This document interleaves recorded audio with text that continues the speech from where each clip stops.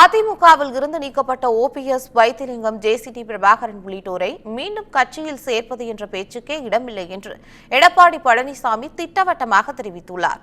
Chennai JJ நகர் பகுதியில் அதிமுக சார்பில் பேரறிஞர் அண்ணாவின் 116வது பிறந்தநாள் விழா பொதுக்கூட்டம் நடைபெற்றது.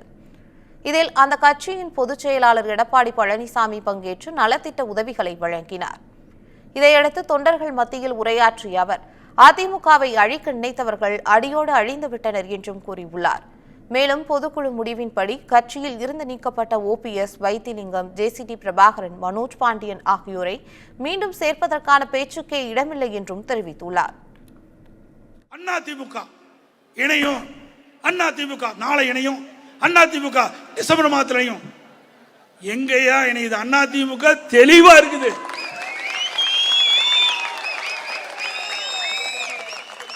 அனைத்து இந்திய அண்ணா திராவிட முன்னேற்ற கழக பொதுக்குழுவில் எடுத்த முடிவு 4 பேர் பொறுப்பில் இருந்தும் அடிப்படை உறுப்பினர் நீக்கப்பட்டதுதான்.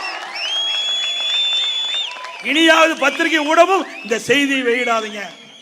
இணைப்பென்ற பேச்சுக்கே இடமில்ல. அனைத்து இந்திய அண்ணா திராவிட முன்னேற்ற கழகத்தை அழிக்க நினைத்தவர்கள் அடியோடு இன்றைக்கு அழிந்து போயிருக்கிறார்கள்.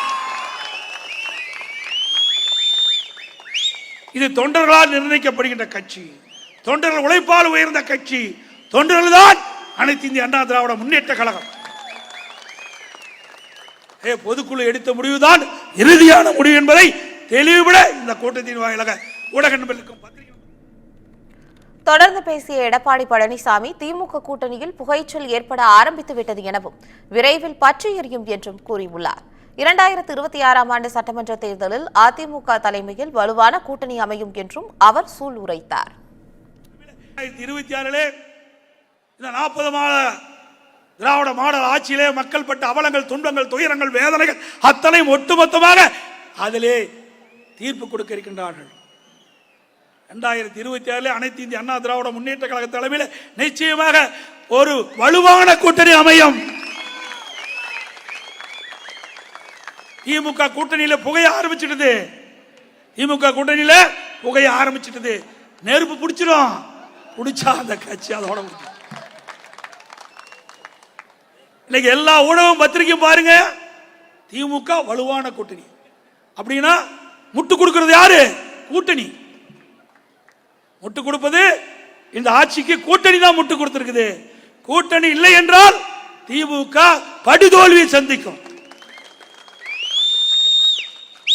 அனைத்து இந்திய அண்ணா திராவிட முன்னேற்ற கழகம் 2026ஆம் ஆண்டு மக்களுடைய பேராதரவை பெற்று கழக நிர்வாகிகள் தொண்டர்கள் எறும்பை போல தேனீக்களை போல சுறுசுறுப்பாக செயல்பட்டு கழக வேட்பாளரை வெற்றி பெற செய்து மீண்டும் பொன்மனச்செம்மல் புரட்சித் தலைவர் எம்ஜிஆர், புரட்சித் தலைவர் அம்மாவுடைய ஆட்சியை அமைப்போம்.